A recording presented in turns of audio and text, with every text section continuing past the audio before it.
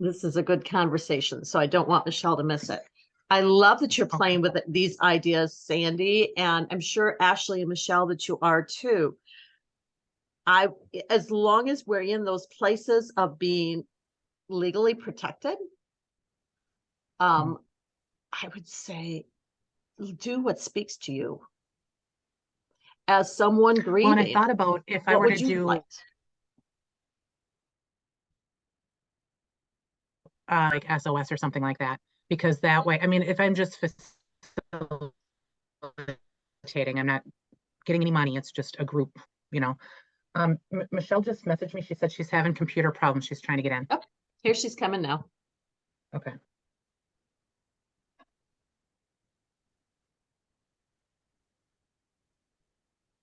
But Hello, yeah, if I were to Michelle. do, hi, Michelle. She's trying. She's still muted. It'll She's be almost okay. there. There she is. There she is. Hi.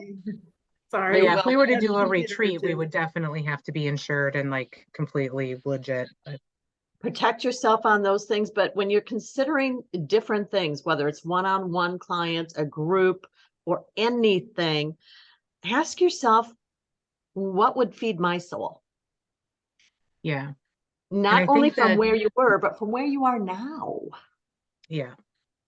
And I think that, you know, facilitating a support group is not the highest on my, you know, doesn't make my heart sing, but I kind of feel like to get a little bit of a feel for, you know, what happens in a group. I've never been the one in charge, so I never had to pay attention to, you know, how it's run and, you know, reading the little thing at the beginning and, you know, so. And all of those things, I mean, I like to have rules that are read just so that people understand to begin with. And so we're putting them in the mindset of, we are here to share as well as to receive and to offer, that it's not about any one of us. And Right. different people will have more to say, different meetings, and that's absolutely fine. But when we have those rules, especially if we ask somebody else to read those rules, it's a reminder that this is how we play nicely together. Right. And depending on where it is, maybe profanity is not only okay, but we all sing it and shout it, or maybe it's not something we do at all. So there are all sorts of ways to go about this, but what matters is that it's good for you and the people you're working with. Right. But so yeah, I think that I just kind of thought of that just to gain a little bit of experience and kind of like a starting off point, and then kind of go from there. I don't know. So before we dive back in, I want to check in briefly with each one of you because we're going to do the practicing a little sooner tonight. I want to give you each at least 20 minutes. And then when we go over it, that takes some time. But there was a lot of stuff this week that I sent to you too. And so some of the things we haven't, I don't know if I've touched on it before or not, but some of the things when we're working with our clients, we almost always start with, hi, how are you doing? What's happening on, what's usually a gentle entry into our conversation. So one of the things that we can do when we're ready to shift it, if the client is not, we can ask them, are you ready to shift into coaching mode? Are you ready for me to coach you? Is it okay for me to coach you now? Most of the time they're going to say absolutely. And it's almost as though they're straightening up their uniform, they're putting on their hat, they're in client mode. Sometimes they might say not yet. They might need to breathe through it. And that's okay. That's okay. Another way of reminding them to get clear about what's going on is something that we've done at the end of a lot of our coaching training sessions is to say what has resonated with you or what is your takeaway. And I don't do that with every training session, but I often do it with coaching sessions, is to, when we're wrapping up, because I will generally ask them what they would like their homework or what they're going to work on until we meet again, is to ask what's resonated with you. What is your takeaway from this time tonight? tonight, today, whatever it is. It helps them to refocus on where they might be shifting and what they want to build on. Does that make sense? Yeah. Another thing that will happen is if I've been working with someone for quite some time, or if I'm not seeing a lot of shift, or I think they're doing tremendously, amazingly well, I will have that check in. How are you doing? Do you still feel as though you are benefiting from our coaching relationship, or has it become habit? I won't ask them if it's become habit. Are you still benefiting? And some people may say that they are complete. Others will tell you why they're benefiting and that they'd like to continue. This may not be a lifelong relationship. Generally, they're coming to us for a situation to move through. But it's not at all unusual in my experience for clients to come back when there's something else going on. One of my favorite people has come back to me several times, depending on when he's switching jobs, or he's lost someone in his family, or he just needs to sit back and have a different point of view. And by the way, he's a business coach. Mm-hmm. So it's just helpful to work with someone else sometimes. Another woman has come back on and off many times through the years. Again, she knows when she knows what the coaching experience is like, and she knows when she wants to be prompted, poked, or prodded. And part of the experience with her, she'll know when we're getting close to that time for the question. It's sort of when it feels like she's sailing on smooth waters, just a light wind at her back. And she'll often come up with, "Don't fire me, okay? I'm not ready to be cut loose." And it always makes me laugh, just like Ashley did. And so then I'll ask her, "Can you tell me how you're benefiting?" Because I want it articulated for them as well as me. It's really nice to get the payment in my box, but I want to make sure there's a reason for it, that I'm not just a habit for them. Because we can have coffee together on Zoom or down the block or whatever it is, if it's become a friendship. But I want to make sure that the client-coach relationship is still a benefit. Does that make sense? It helps them to get clear about where they are, as well as where they've come from and how they've grown.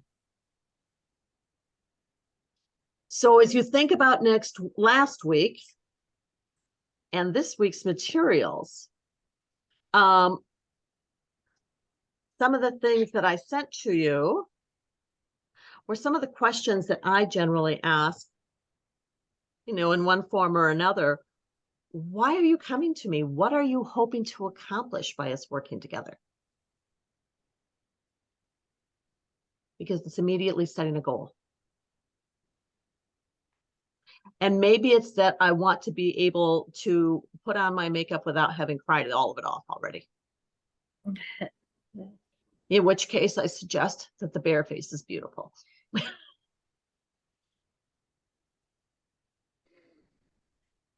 But then what I think is I'm taking notes every time you're saying things. So I'm half paying attention. I'm like, are you just giving yourself a little? I do the whole thing, you know that, dear, and we're recorded, and it's in your material too. Okay, not the smart aleck quips, but Right. the basic questions. I'm taking notes, and I'm like, hey, Hey, wait a minute. When they've told us what their goal is, something I think is really important to ask: why is that goal important to you? What does that mean to you? Is it because Joni said this is what you should do, where you should be, how you should feel? Or is it meaningful to you? And again, these I promise they're all here. How will your life change when this goal has been realized?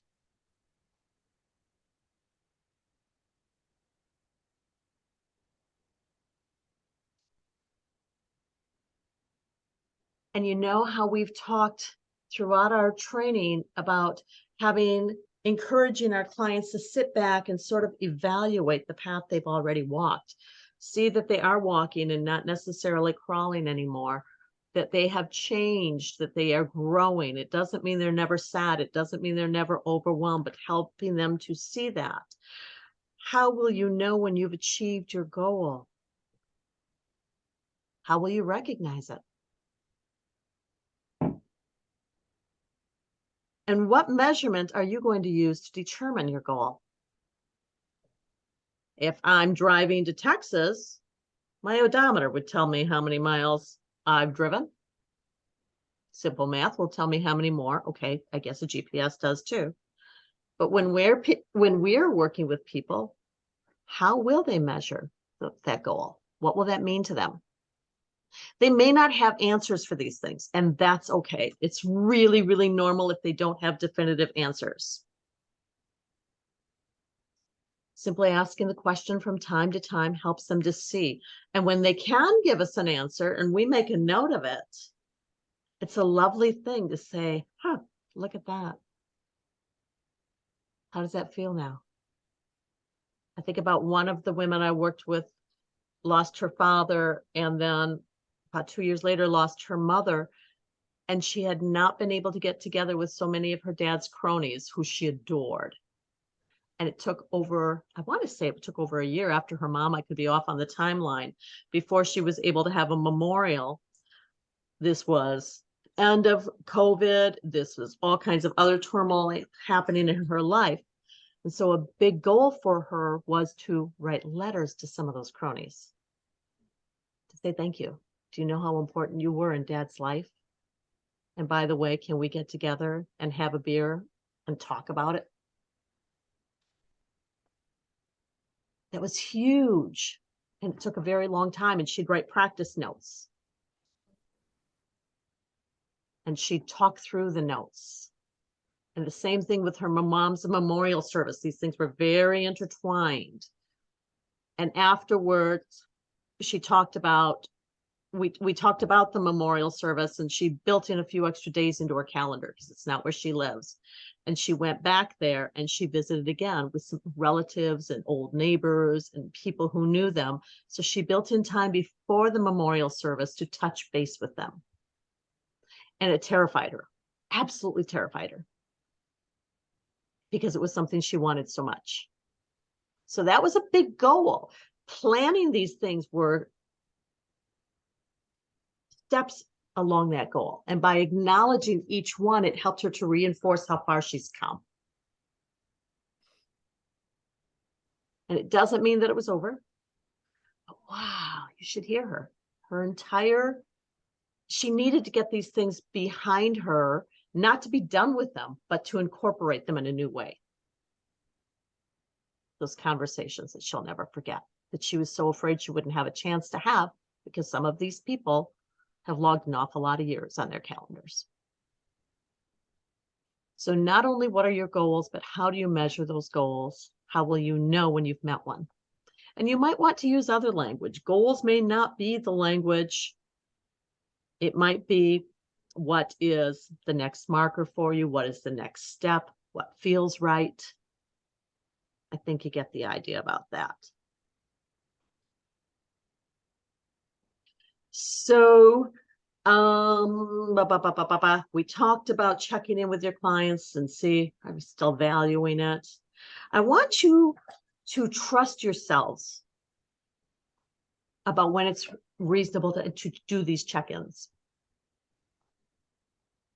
We're going to be talking more in the next couple of sessions about how you'll set up your coaching, whether you're offering one-on-one or you're offering packages. I strongly suggest packages, but you get to decide what's right for you.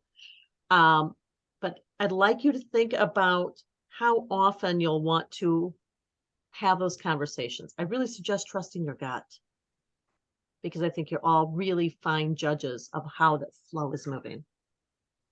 It makes a lot of sense. So we talked about creating a safe space for your client and noticing how you might show up differently depending on who you're working with. Wouldn't be at all unusual for me to show up with my Disney jersey if I'm working with younger people or kids or anything like that. But I'd probably have on something that's buttoned down and more business-like, depending on if I'm giving a talk to some attorneys or something like that. Or if I'm perhaps holding a meeting somewhere that's more formal. That's the way I operate. I am not telling you that that's the way you should.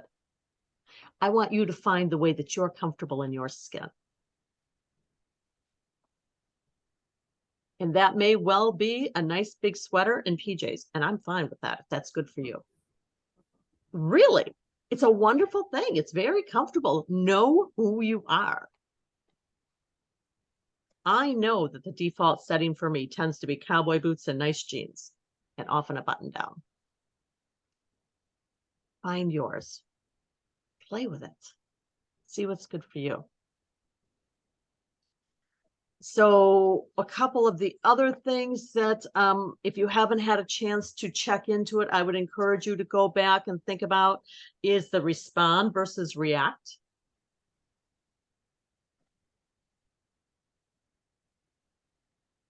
It's a big deal with our clients.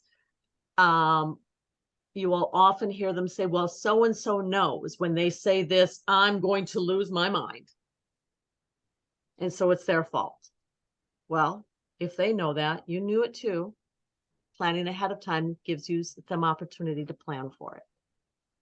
We're not making them wrong. We're just asking them to take back their power and own their responses. That too is a work in progress. Always a work in progress. And that energy. What is our intention? What is their intention? Thinking about the language they're using, the language we're using. What are we putting out there? Because that's what we're focusing on, isn't it?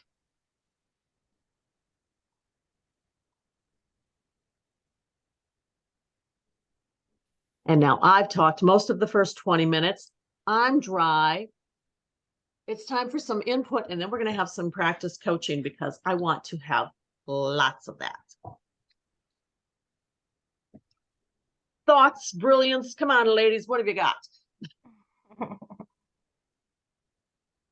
I just take a lot of notes when you give us like examples on how like certain phrases to use, because that's I think going to be I'm going to need some practice with that. So that's why I'm like I might not be looking like I'm paying attention, but I am. I'm just taking a lot of notes. And I never worry about whether you look like you're paying attention or not, because I'm quite sure you're all paying as much attention as you need to, and it doesn't always look the same. And we have the recording to come back to anyway. That's what matters. You know, and please don't feel like you ever need to use the language I do. Oh, something about the I think it says an MP4. I wasn't able to listen to it. It says communicating on the email. It says a new language, MP4. I'll look for it. Thank you. I'm sorry. Were you guys able to listen to it though? I wasn't able to get to it this week, so I haven't tested it yet, but Did you try it, yeah. Ashley? Yeah, wasn't able to open it. Okay. So that's in my notes, huh? Okay, I'll look for that. Sorry about that. You would think that these things would all be ironed out, and apparently they're not, because some of the things I'm using have changed. So I apologize, and I appreciate you all being so patient with me. So was that kind of like the types of things that you would normally put in a video, only this one's just audio? Probably. Okay. But I don't know why it would have been just audio either. Because usually Okay. I just, sort of, I've Well, got a thought. And MP4s can be videos. MP3s are only audio. Oh, So there's a little difference between the two. okay. It's so good we if have if you. we had the Zoom recording, it would be an MP4. The video. Oh. Okay. I'm so glad we have you. Mm-mm. Tech support. Oh my goodness, exactly. And that's a wonderful thing. So I will look for that and I'll make sure that I get that out there again. Give yourselves time to be relaxed as you go through these. Please do not feel pressure. It will always be there. You will always, always, always, for as long as Facebook allows, have access to all the files in the Facebook group. And of course, the emails aren't going to go away. They're in your history. And if you've lost it, let me know. I've got them backed up in 700 different places. So I can always resend things to you from any week. That's never, ever something I want any of you to be concerned about. And if you guys want, I can create a Google Drive to back up our Zoom session. So we'll have the recording links in Oh, there. cool. I can do that. I just cleaned up yesterday. I cleaned up all of my, because I was struggling to open up any documents on my phone or watch any video from the computer unless I had my second monitor hooked up, because for some reason it wants to do the speakers through the second monitor. So I'm like emailing everything to myself and like in a separate format. So I cleaned up all of that today and made a desktop folder, and I'm gonna create a copy and put it on the hard drive just in case. But See, you're also organized. I love that. I love that. So before we dive into the practicing, thoughts, questions, feelings, moments of brilliance?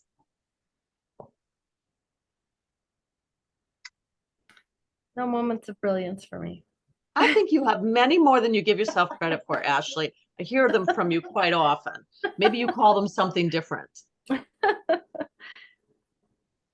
you're one of those soft-spoken people that it's like you don't say a lot of words, but the words that you do use are like, love.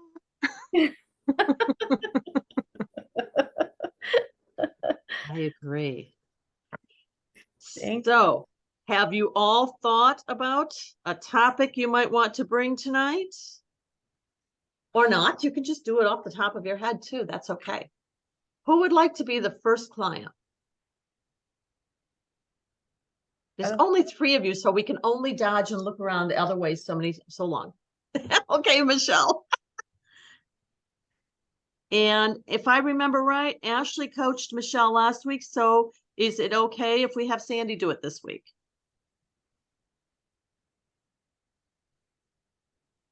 If I've got this wrong, let me know. Okay, so are we gonna do it where I invite her to check in? You know what? Pretend you're the coach. So start Okay. from the very beginning. I think it's a really good place to get to. Yes, let's start at the beginning so we can build that comfort level. Okay. Well, And I'm thanks gonna for give each one joining of me each one. today, Michelle. Did you want to tell me how your week is going and how you're feeling today? Sure. I'm starting to feel like I'm stuck and other people are moving on. Other people, like this is still impacting me every single day, and it's going to, but I feel like other people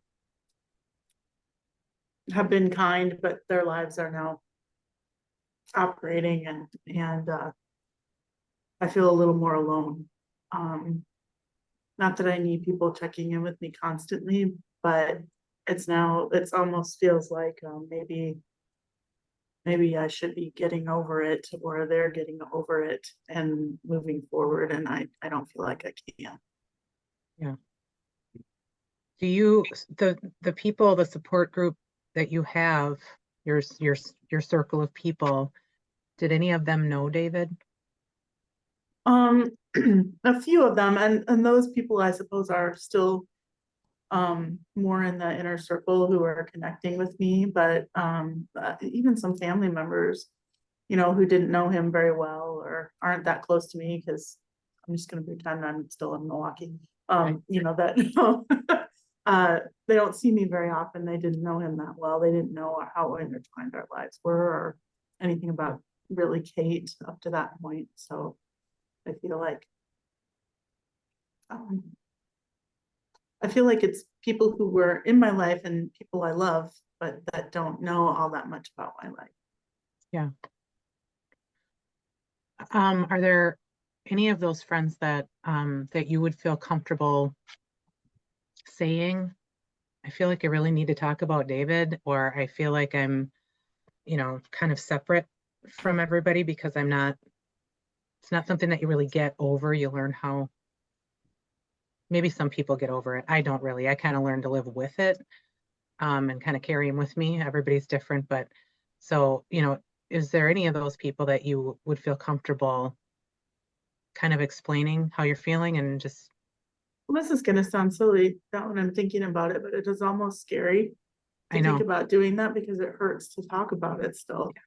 yeah, I'm not in a place where I can reflect, and occasionally I've laughed, but mostly it just tears my heart apart, yeah, to have those conversations. So maybe I'm stopping myself from doing that.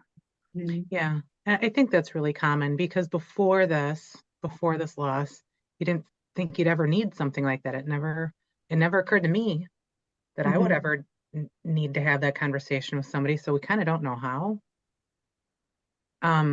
So I suppose, have you tried journaling on it? Like if you were to talk to some friends, pretend like you're writing them a letter and see what comes out of you.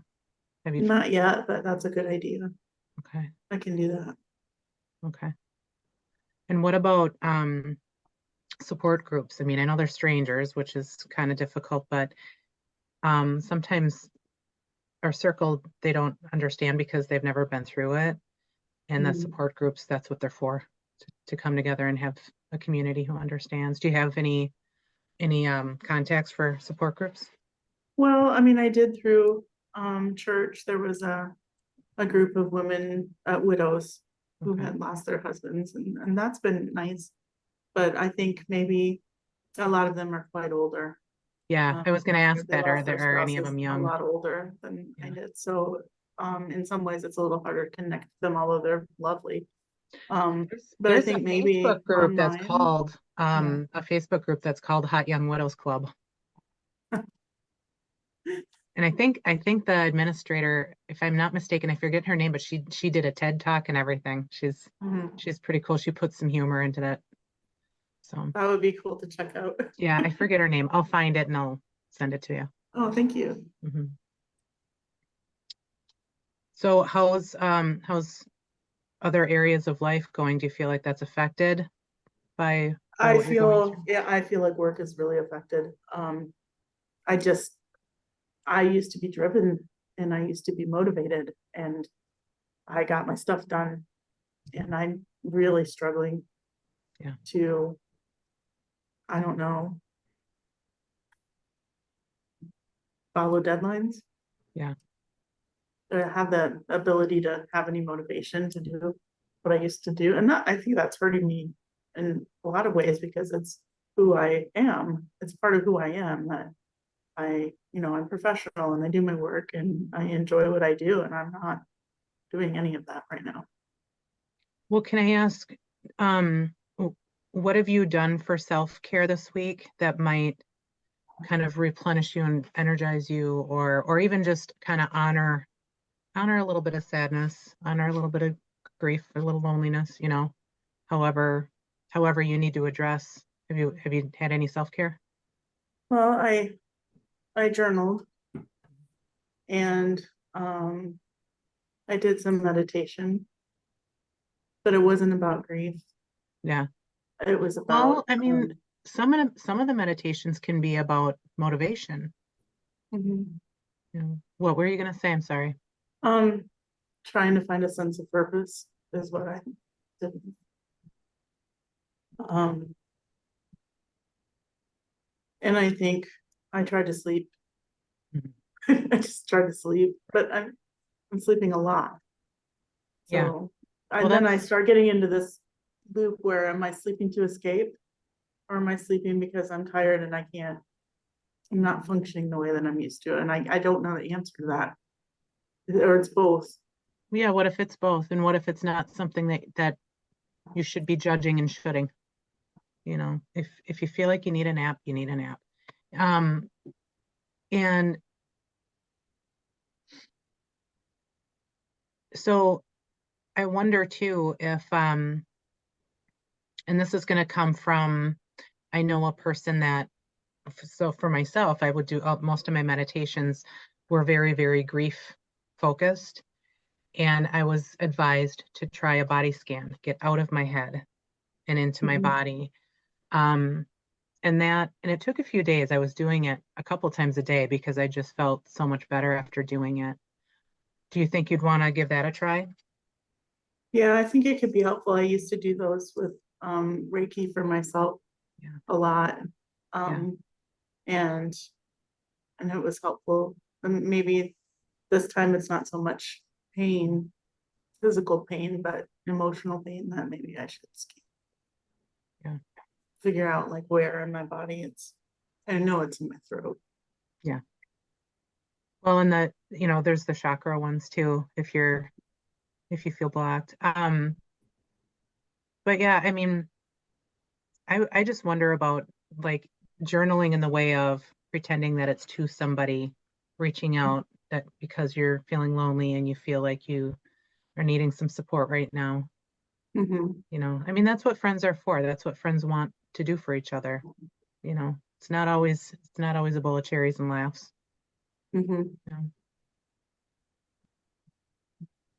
I think when it comes down to it, I'm saying that I'm missing people being supportive, but really I'm just missing David. Yeah. Like he's not here. Yeah. No. Well, I think that I think that that's probably gonna, always be there to a certain degree. I mean, of course, 20 years can go by and you're still gonna say, oh, I wish that hadn't happened. I wish he was here. But so as far as, healing from this and being and feeling more functional, more motivated, more, healthy and um how, if that's what your goals are, how do you think you're going to measure that? How do you think you're going to know when you've reached those goals? Um, I don't know, it seems kind of amorphous, like maybe I'll feel more like myself. What does that mean? Yeah, I mean, we change quite a bit, don't we? Yeah. Yeah. And maybe it's, um, You don't have to think that hard on it right now. I mean, if the tears are going to come, just let them be nice and warm on your cheeks. Sometimes that helps. well, I always think that they're there because there was a lot of love. Yeah. And that is a good thing. Yeah. Even if it hurts a little bit. I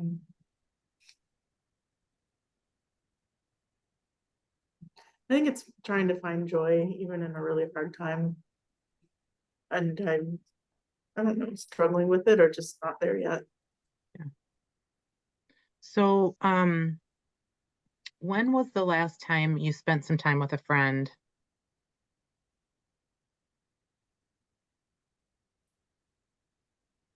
Mm. Just by myself, like being able to connect with them. Yeah, like did you, have dinner with a friend over the weekend or during the week last week, or has it been like a month or I went to gaming with a couple of my friends from school. yeah? So we played Dungeons and Dragons tabletop. Did you enjoy that? Yeah, Yeah. yeah. I'm a druid. I get to change into all sorts of different animals and protect people. I think I'd be a druid too. So how long ago was that though? A week ago. Yeah. So maybe you can reach out and say, hey, let's plan another D&D night. Or Mhm. do you feel like you would rather plan a time with a friend where you can share the grief and share some tears I or would think you? maybe, yeah, I think maybe that would be good. I mean, the gaming was good and we do it to honor David Yeah. because he was in our group. So I mean, that felt like a connection that I wasn't processing how I'm feeling. And Yeah. I mean, I was through the game, but not in a way that releases some of what I'm feeling. Yeah. Yeah. Well, and your relationship with your husband was much different than the friend group had with him. Mhm. Absolutely. You guys were Yeah. partners. Yeah.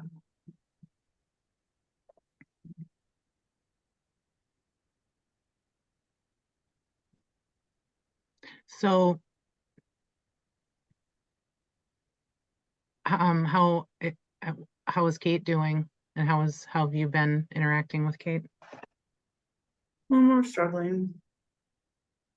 I think it's just, it's more chaotic because there's not a schedule like we had before in the same way, and I have trouble.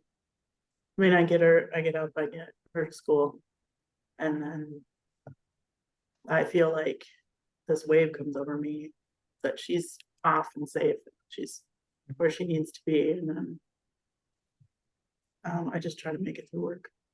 Yeah. So you don't really have a time to decompress and grieve because she goes to school, then you go to work, you come home, she comes home from school, and you We have don't have. therapy. Yep. Okay. Yeah, and then bedtime. Do you have anybody who can maybe spend some time on the weekend with her, or on a weeknight, so that you can have some alone time, and maybe I can, but I have to get them vetted through foster care oh, to be able to spend time with her alone. So I mean, we can spend time together. Yeah. But I still have to have them checked out. family also, like if she were to spend time with her grandpa? Okay. Yep, everybody. Okay. Well, Because she's high risk and special needs. right. They have to give them some information and pass her background check. Yeah. Well, I wonder if there's a way where you could maybe use a personal day from work and have some self time while she's at school. You know, just give yourself some time to let out that wave of emotions. It's kind of like it's bottled up, and it needs to come out. Where's your favorite place to cry?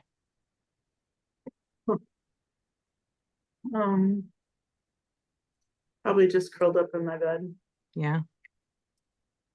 Yeah. Sometimes I like it in the hot shower. Have you tried that?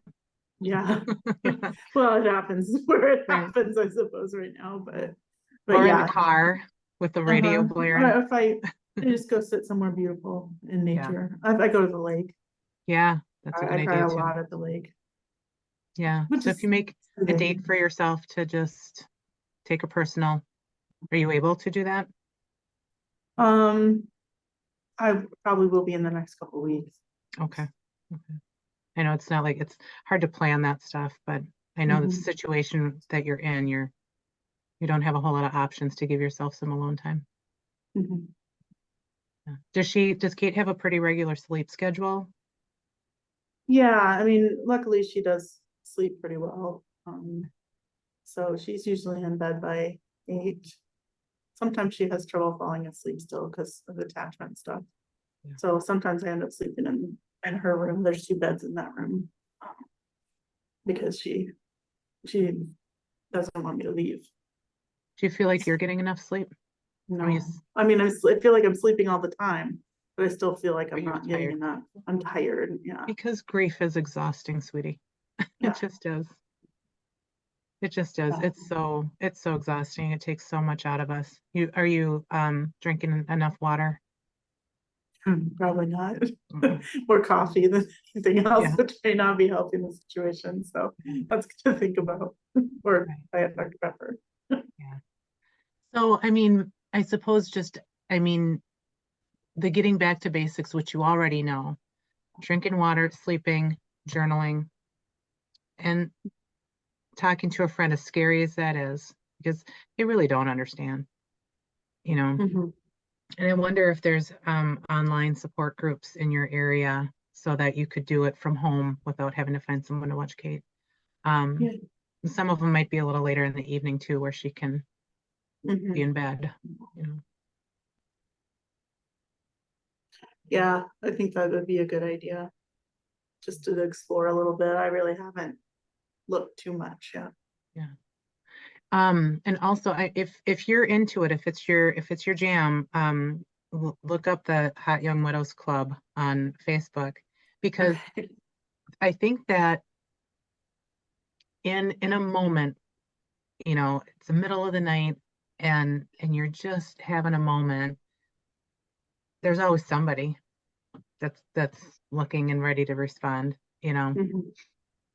So, and it's Yeah. always somebody who understands.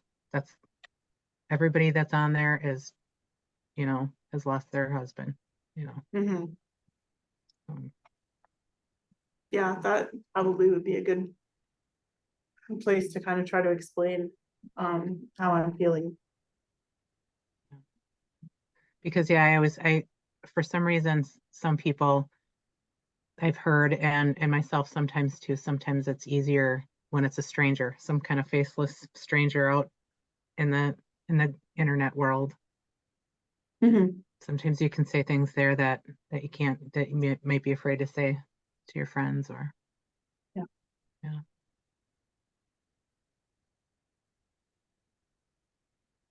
I mean, I think that's good. There's some things that you talked about that were more communication connections, like the support groups, and then some were like physical, like the shower or the body scan, or you know, um, and then writing things out instead of I mean, you can speak them. I guess you're writing if you're in the online support group too, but like a letter to a friend is different than that. So I think those would be good things to try.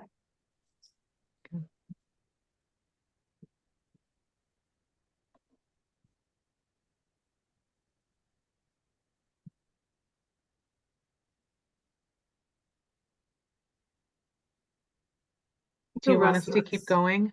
I'm sorry. Oh, yeah, Sandy, I didn't know when we were done. I didn't look at the clock. 2 minutes until done. Wrap up questions. Okay, so Okay. So so wrapping up here, is there other things that you wanted to touch base about before we wrap up? Um, well, it's weird. I guess I just have this sensation of feeling really tired, but feeling really restless at the same time. Like my body isn't regulated. Yeah. Well, I kind of wonder if you know, that's kind of anxiety, you know. I don't know, but sometimes for me, taking things from my mind and into my body is kind of helpful. You know, just stepping outside and taking a couple of really deep breaths of fresh air, you know, not the stagnant inside air, especially like in the winter months. I mean, I think we really need some outdoor air. But you know, we are so in our heads with grief. There's so many places and people that we don't feel like we can talk about it. And so it all stays inside. And we have to be able to get it out. We have to, you know, whether it's on paper, whether it's tears, whether it's connecting with people who understand, whether they're strangers or people, you know, whichever. But and I think that going through it, you know, feeling tired and feeling restless and feeling anxiety, I think it's all very natural. We don't like how it feels, but I think it's very normal. Mhm. And to suppress it, it just puts it off until later, you know. Yeah. And you're forced to suppress it a bit because you've got a job and a child, but Well, maybe next time we could talk a little bit about work, because I think that might be where it's coming from. Because they expect me to be back to normal. okay. I had time off, but I am not. You know, I'm not just gonna be able to walk back and function the way that I did before. Yeah, maybe they can make some accommodations. Mhm. Is there an HR department to Yeah. Okay, so maybe jot down a couple of things that you're really struggling with, and that way we can prepare a little bit for how that Mhm. conversation can go. Okay, and I'm going to look up to I'll send you some resources um, to get you connected with some people Okay. who understand. Yeah, because I think support groups, you know, when on any given Tuesday or something, Mhm.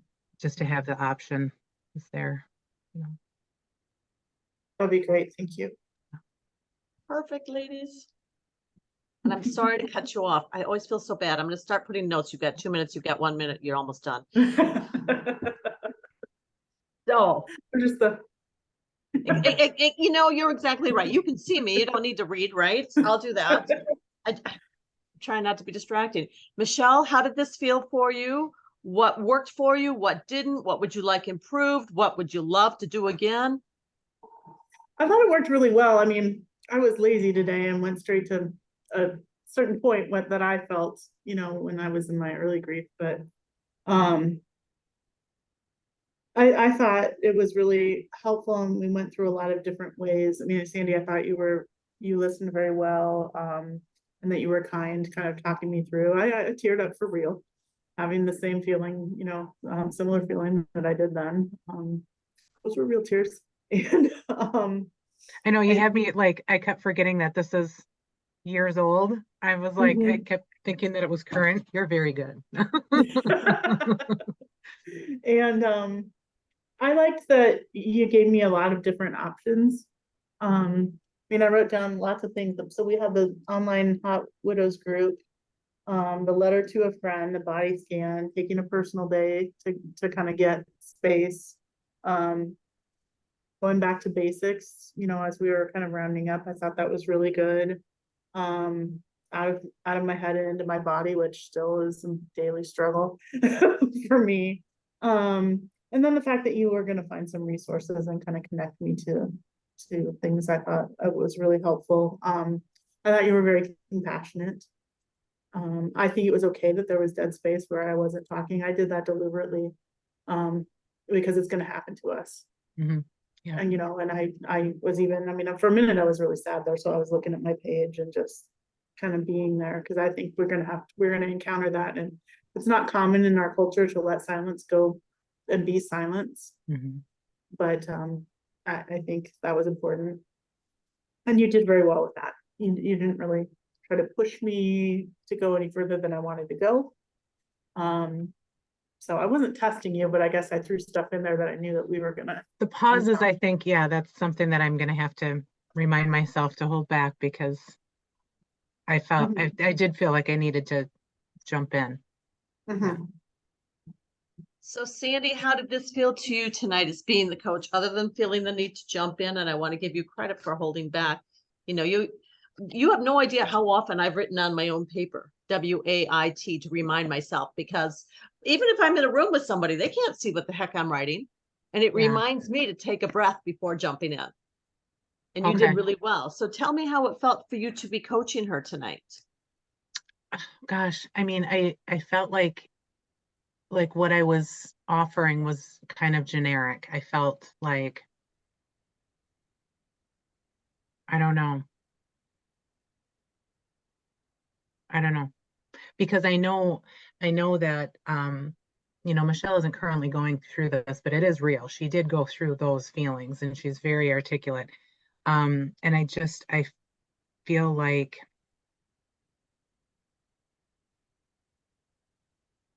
yeah, I felt like I was being a little bit generic. And I don't mean to like shame myself or anything, but I'm kind of like, gosh, maybe I ought to come up with some new stuff.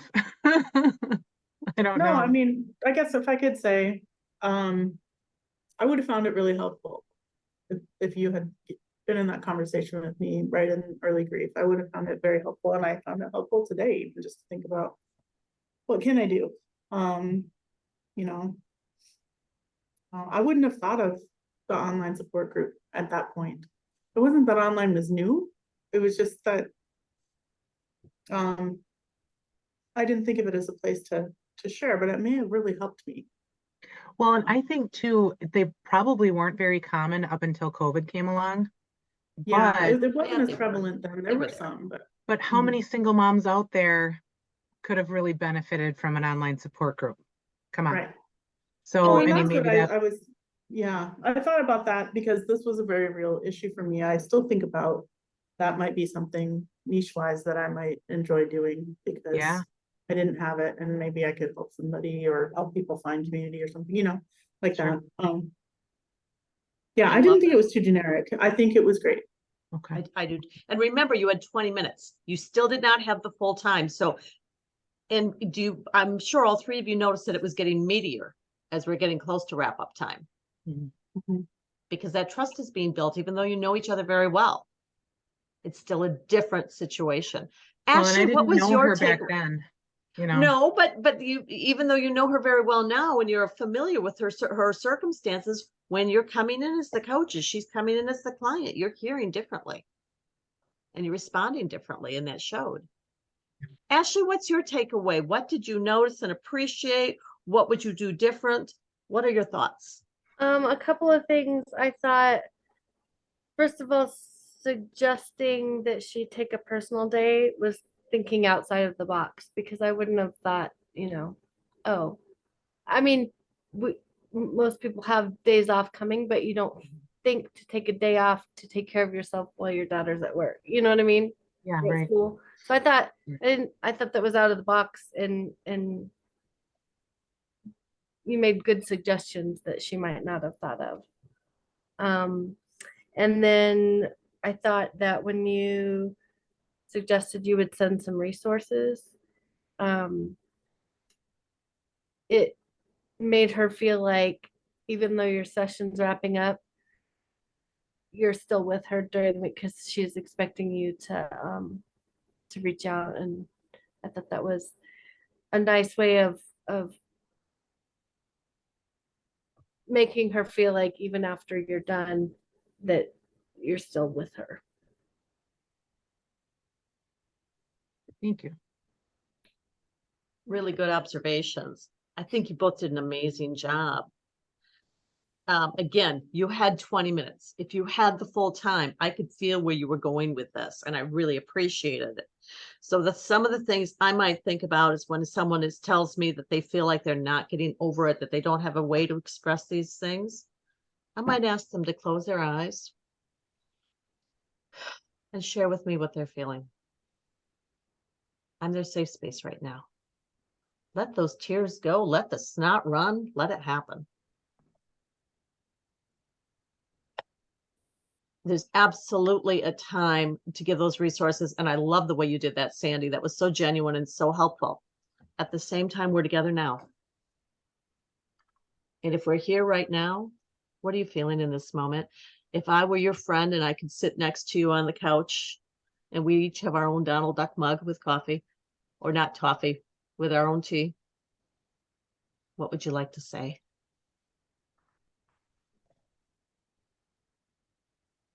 So maybe be a little warmer. No, you're very warm. There's no, that is not at all Yeah, what I meant. That's absolutely, really you good. were I like warm. that feedback Yeah. though, because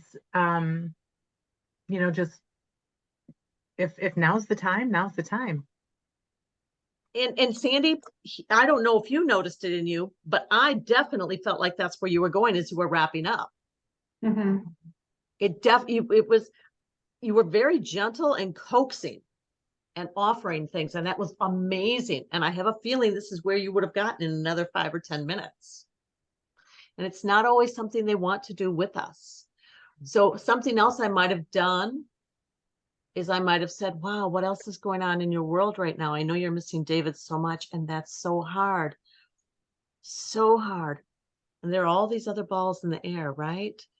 You're trying to settle back into work and you're doing a really good job, but that's not another stress, another pressure.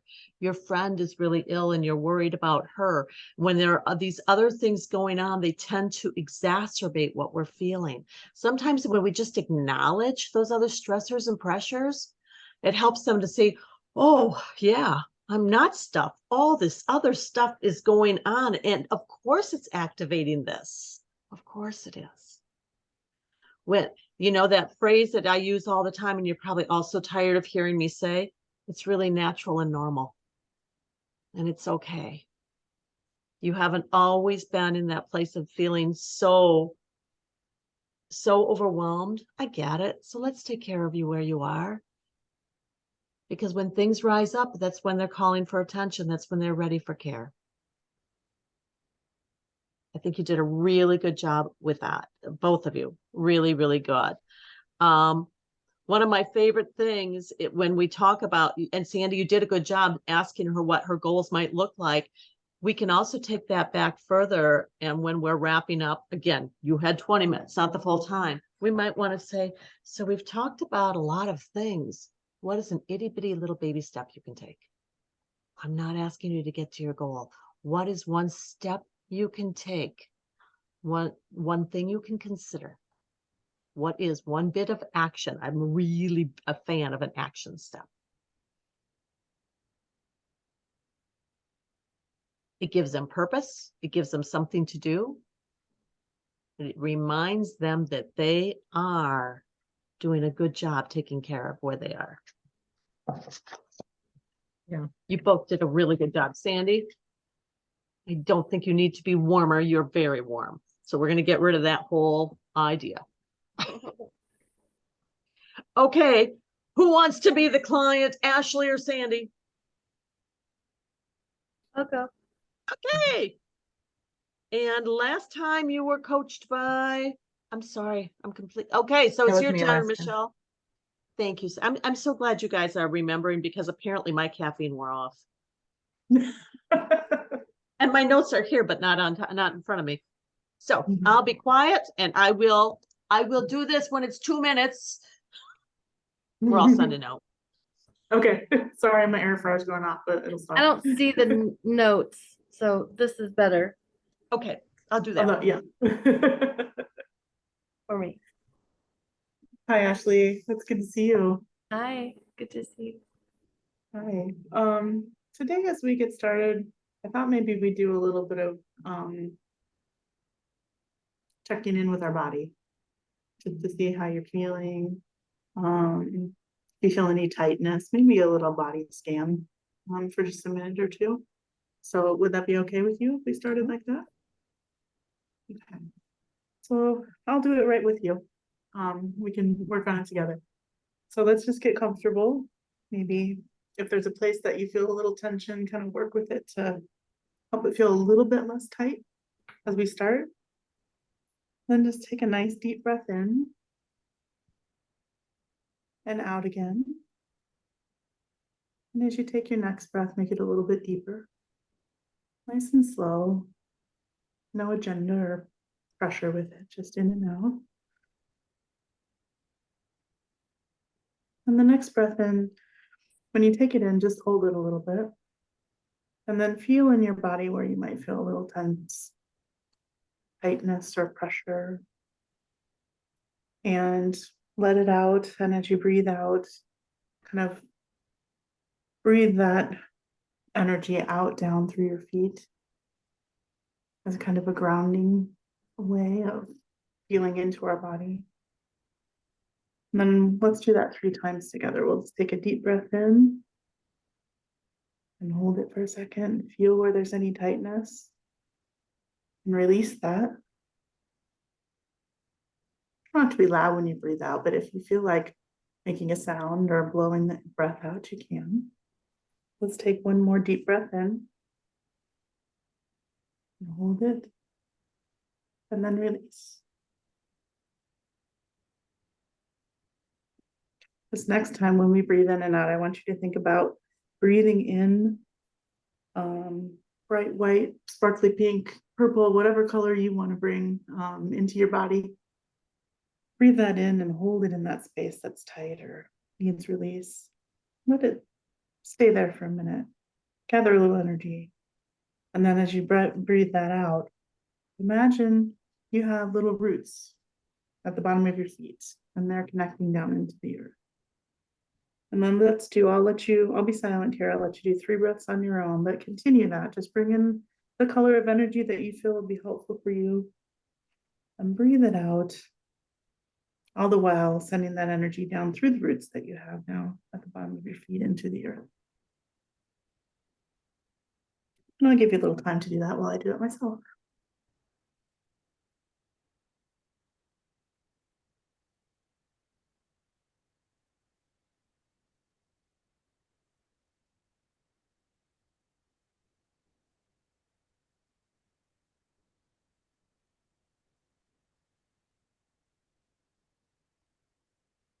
Did I give you enough time? Yeah, okay. So how are you feeling now? I didn't even know I needed that. I did. You looked a little tense tonight and I thought maybe it would help. Yeah, I needed it too. Maybe I did it for you and for me. right. I'll stay right between my shoulder blades. I didn't even know I Yeah. was there. Yeah. Well, I saw you stretching your arm too. And I Mhm. thought maybe there's some tenseness going on there, you know. So I guess a little observation of how you were doing. But so it was in between your shoulder blades that you were feeling the most tension. Do you have a sense of with your week and how things are going and what you're feeling, what might be causing that tension for you? I have a friend who's coming from out of town visit, Mm-hmm. and she's not ever been very good at understanding how her actions affect other people. Um, and her baby is about the same age as Jake would have been if he would have been born on his due date. And I'm having a lot of anxiety that because she just stops by my house uninvited. We used to have that kind of relationship. Mm-hmm. I've tried to set some boundaries, but she doesn't understand it. And so I'm freaking out every time I think about her showing up with that baby. It's overwhelming and it causes me anxiety, but I also don't want her to feel like I'm not happy for her. Mm-hmm. I'm just feeling all this stress Yeah, I can sense and that, you know, as I'm anxiety. watching.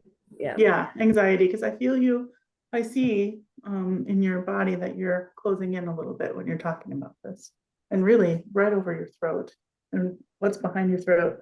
The back of your shoulder blades, right? So all in that area, that sense. And I hear you tell me too that you've tried to talk with her about it, but there's some boundary issues maybe. Yeah, Mhm. she just doesn't, and I've made excuses for her our whole lives for the fact that she doesn't pick up on how her actions are affecting other people. But I grow weary of that because I think at some point you have to be responsible for your own actions. I just feel Mhm. like she doesn't. So I don't know how to make her understand that her actions are hurtful. Mhm. Because all she can think of is she wants to share this new baby because I haven't met him yet. And under normal circumstances, of course, I would be really excited to meet him. But right now, I just don't think it's something I can. Mhm. Now, I'm just asking the questions to try to get a sense. I'm not trying to pressure you in any way. I just want to understand a little bit more. Um, you mentioned that she'd come over uninvited a couple of times. And had you tried to set a boundary with her and she just didn't pay attention to that? Well, it's kind of, I'm changing the rules on her because since we've known each other in high school, that's always been the way it's been. Mhm. She would just stop by whenever. She doesn't observe that circumstances have changed. Mhm. Even when I got married, that she should have seen that there's another person there now and that he might not appreciate her dropping by, and she doesn't pick up on that stuff. So the rules have changed, but I have to explain that the rules have changed because she doesn't intuit that, and it's really uncomfortable to try to have those conversations with her because she's not really receptive to that. She Mhm. feels like she's defensive if I suggest that things need to happen differently. And that has to be really challenging because for you, circumstances have changed immensely And it's not a new pattern, but it's something that she's struggled with for a long time, recognizing that others' needs might come into play into a situation as well. Can I ask you just a question that is on my mind Yeah. Is there a reason why you need to meet with her right now? Could you possibly do that at a little later time? Well, I would like that, but she comes from Spokane to visit her mom, and so she's only here for, she'll be here for a week. And I wouldn't mind, seeing her. I just know she's gonna show up at my house and hand me this baby. And I'm just not prepared to deal with that. And I don't know, I'm not sure how I can tell her that without her being offended. Hmm.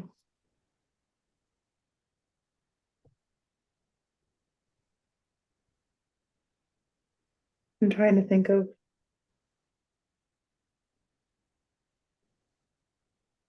what would feel like the more comfortable way to talk to her about it, although it sounds like the conversation itself would be really challenging.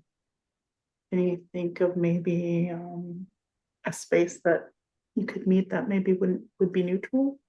And how would it feel for you to be able to speak your truth to her, to say that maybe bringing baby this time is not going to be something that would be what you wanted, that you want to spend time with her?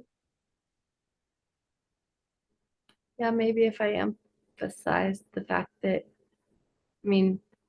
say that I'm not ready to deal with seeing the baby just yet, but emphasize that I'm looking forward to spending time with her. And maybe I can suggest somewhere, not at her mom's house where the baby is, and not at my house, but somewhere we go for Kind of coffee. a neutral ground, yeah, somewhere else.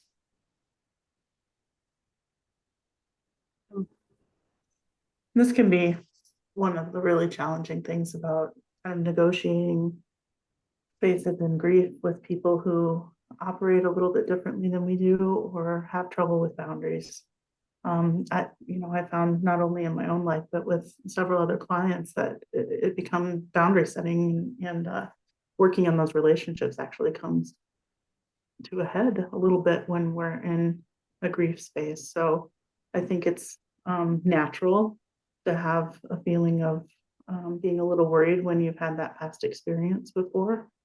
But maybe there are some ways we can think outside the box a little bit that might help. Maybe that neutral space might be something that you could bring up, and in that way you're kind of creating a different place for the interaction, but also able to honor your truth about not quite being ready to meet the baby yet.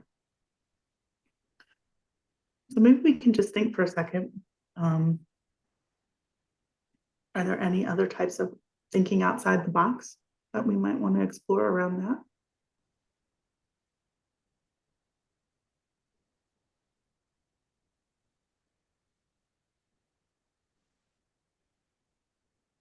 Thinking outside the box as far as how to approach.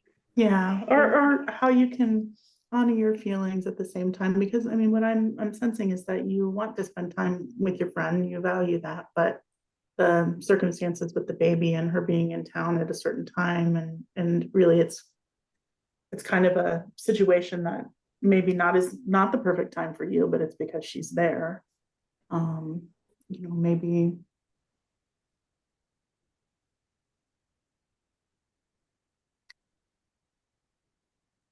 knowing her and knowing you, a way to honor yourself while still being able to spend a little time with her. Yeah, I guess I was so worried about hurting her feelings or offending her that I hadn't really considered, I hadn't really Mhm. considered honoring my own feelings. So, Right, so what might that feel like? To kind of be in that frame of reference now, looking at the situation. Kind of makes me feel like I have more control over the situation if I Mhm. give myself permission to think that way, Mhm. to create a space where there's boundaries in place and some ground rules set. Mhm. Mhm. And it gives you back a little bit of a sense of your own power and your ability to make some choices that really honor you. Yeah. And that I think is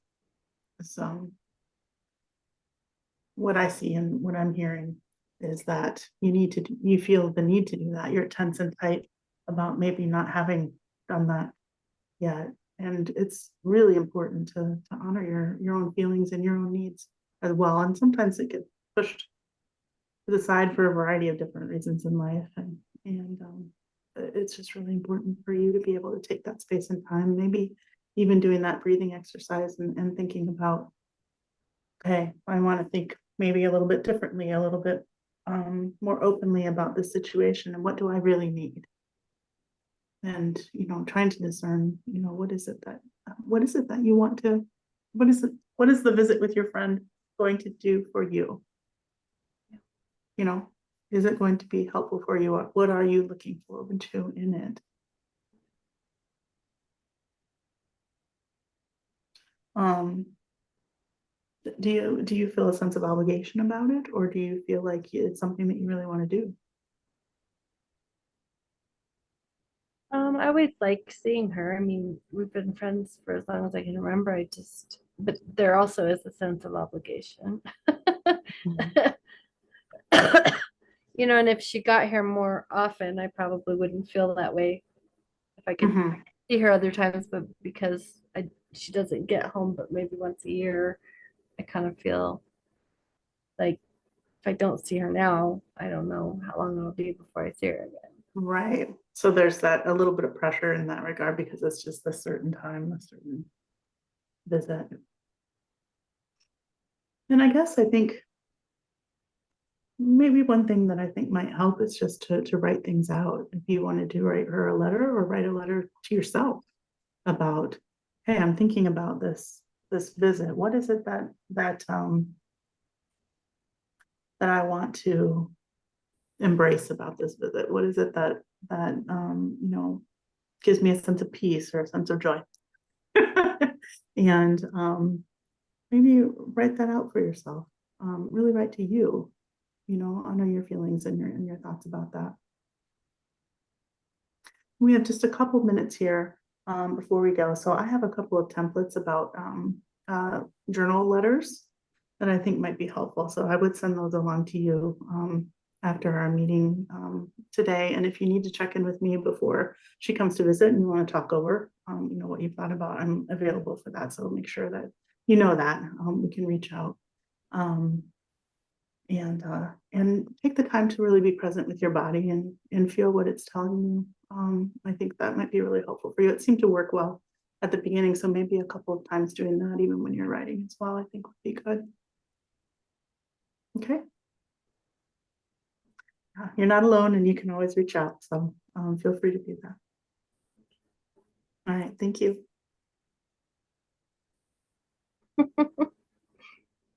Ashley, how did you feel being coached tonight by Michelle? Good. I'm going to ask you to expand upon that, please. What else might you say? Well, yeah, no, it's funny though, because she picked up on my body language. I really was carrying stress between my shoulder blades and didn't even realize it. So that was a really nice way to start out, for sure. I felt like she was very,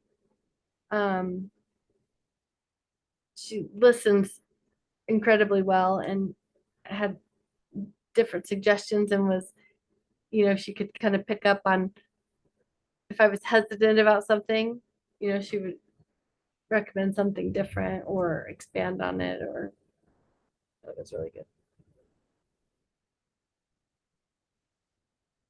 Michelle, how did you feel coaching tonight?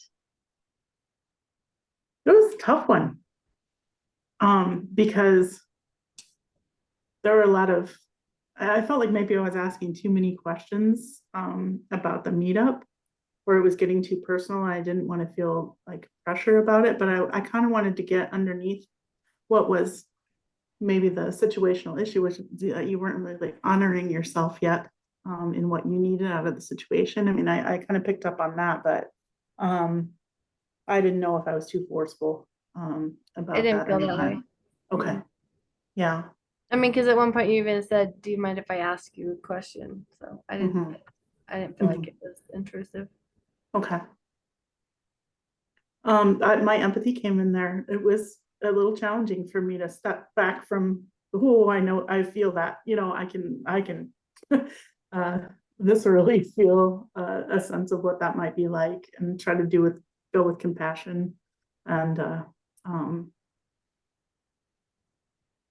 um, and there were a couple points where I didn't know whether I was giving advice or providing a possible point for you to kind of connect with how you were feeling. So I guess I'm still learning that for myself. Was that advice, or was that an observation that I'm kind of extrapolating from, I I guess. So think you just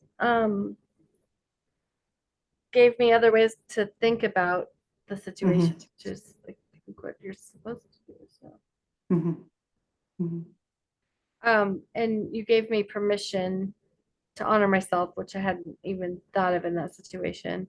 mhm. This happened years and years ago Right. after I did lose Jake, and Mhm, I went to grief therapy one time after I lost Jake, and I she gave me permission to, in this her suggestion, because she knew I was going to struggle having a conversation, and this particular friend who is no longer a friend, mhm.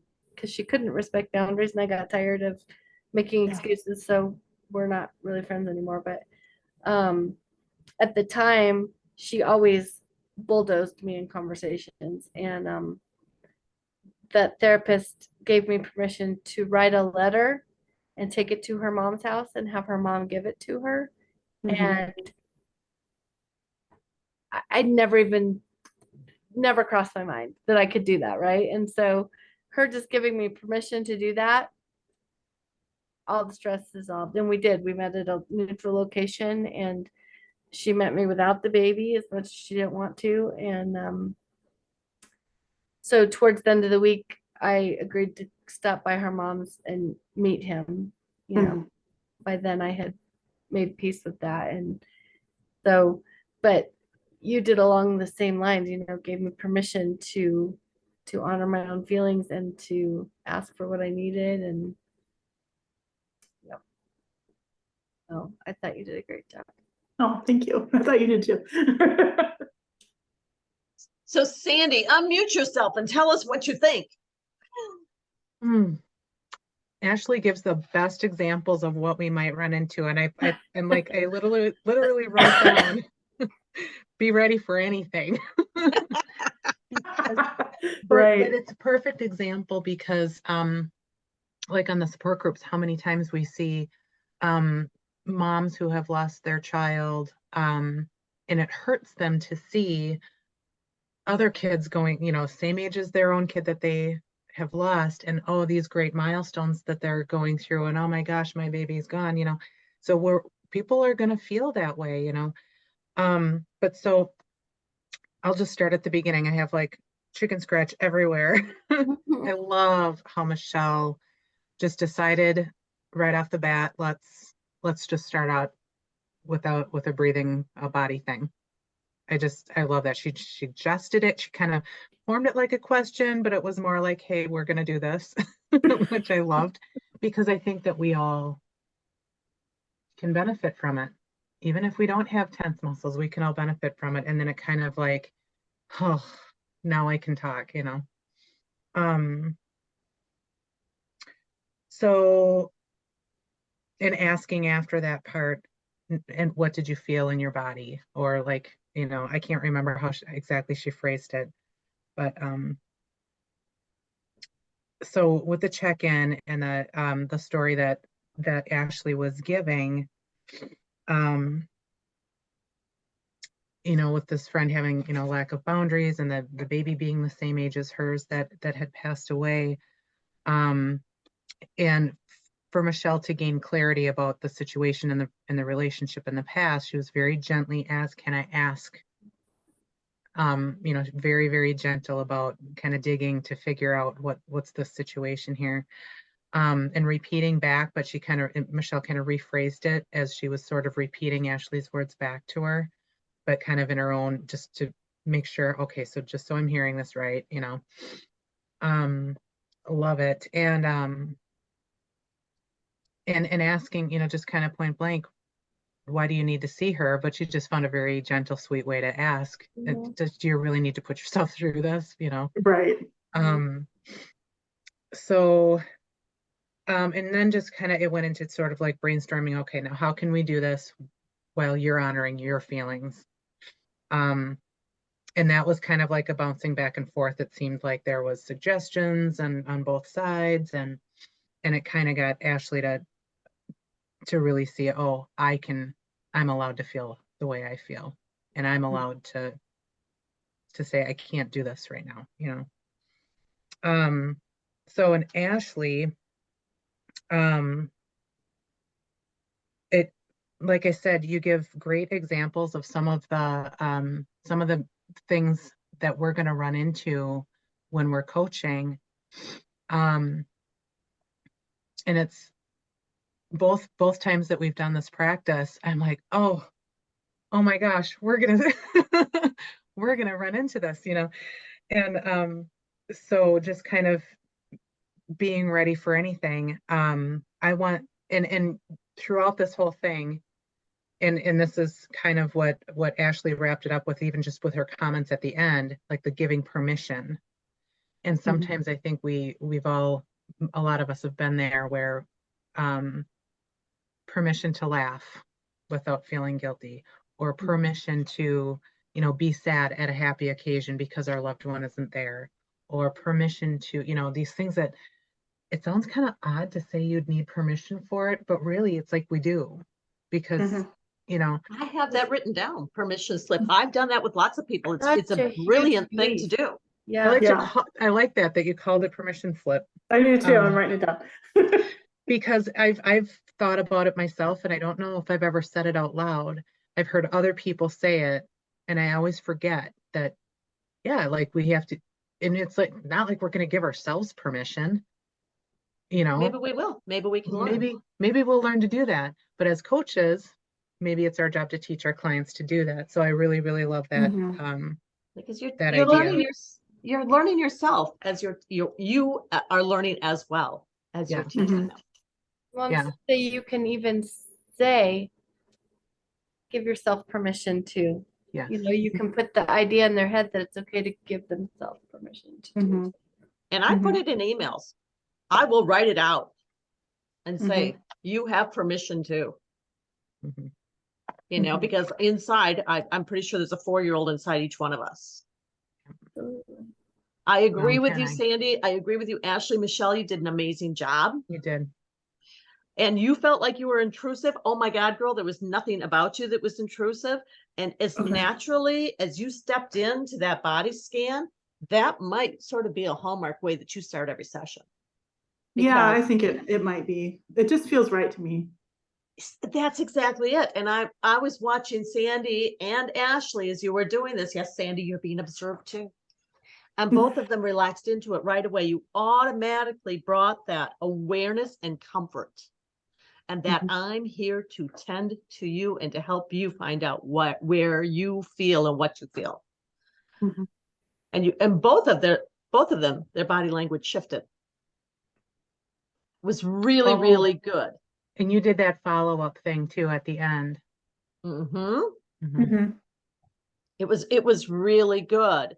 I loved that, again, you had 20 minutes and you both Sandy and Michelle, you both got to so much meat in that short time. I really appreciate it. I'm always amazed how many of my notes you guys cover while you're talking. You know, because I'm writing notes as I'm hearing the clients speak and then the coach gets there. I love that. I love that. So I really appreciated that you reflected back to Ashley so much. And Sandy, you really caught that.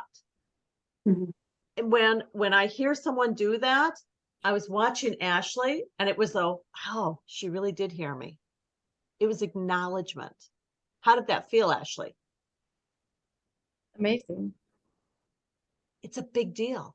And we don't have, remember, we don't have to say, well, you have to do this or you have to do that. You know, Sandy, I just heard you say, what if I don't know? That's the time when we can say, let's think about this together. Let's explore about what might feel good. And I love, Michelle, that you brought up the idea of meeting at a separate place so that she has permission to come and go as she needs to. Mhm. That was really so strong and so good. So good. It's something, another way we can do that is we can even step into this with our clients and say, Miss Ashley, if you were sitting there and you were coaching me and I were saying, I have to do this because that person might feel this, that way or the other, and it really hurts me, what might you tell me? When we do something like that, it's amazing how often they come to that place of, no, they can't hurt you like that. Let me stand up for you. And then they can see themselves sliding into the role more easily. But you did it brilliantly. You did it brilliantly. Both of you did. And I really want to acknowledge that. Mhm. Thank I you, know, I Ashley. felt- It helped me a lot. It helped me to think about things differently. So I appreciate it. And I hope when you listen to this recording again later, that you see there was nothing pushy about you at all. Mhm. Not at all. You kept asking permission. Is it okay if I suggest this? Is it okay if I ask that? Beautifully done. Really beautifully done. Sandy, you're being client Sandy, and we have Coach Ashley. I have to run and get my cord, so I'll be gone for a second, but I'm still You can listening. go and walk. You don't have to run at all. Okay.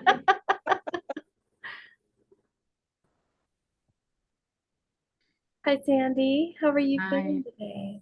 I'm okay. How are you? I'm good. Do you want to expand on okay? Oh, I'm just, I'm just always tired. I have Yeah. lots of layers, lots of mountains of layers of stuff all the time. So, And I know we get good at saying I'm okay, I'm fine, but I want to know how you really do. okay, I'll go. You'll ask how I am, and I'll go, meh. That's more honest. Meh. Meh. I can relate to meh.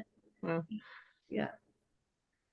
Is there anything in particular that's weighing you down this week to feel meh? I'm like I mentioned, I have so many layers, and I kind of feel like, grieving over my child was sort of interrupted by my husband passing, that I haven't even begun to address losing my mom. It was a long, ugly battle with early onset Alzheimer's. And every time I think about her, I remember her from before. But that was during active addiction for me. And right when we found out that there was something going on with her, we didn't know what it was yet. But so right at the beginning of her decline is when I sobered up.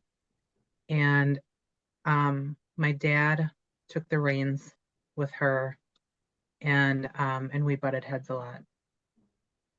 And so I didn't see my mom as much as I would have liked to. And I don't even know if I feel guilty about it, because I really do feel like I couldn't go there and see her in the condition that she was in and not say something, because her care was not what I think it should have been, not what she deserved. I think that she deserved better care, and I think that her needs were neglected in a pretty extreme way. And so like every time I think about my mom, I just get angry with my dad. Like it's Was hard for me to even acknowledge that she's gone. It's like I just go straight to being angry with my dad.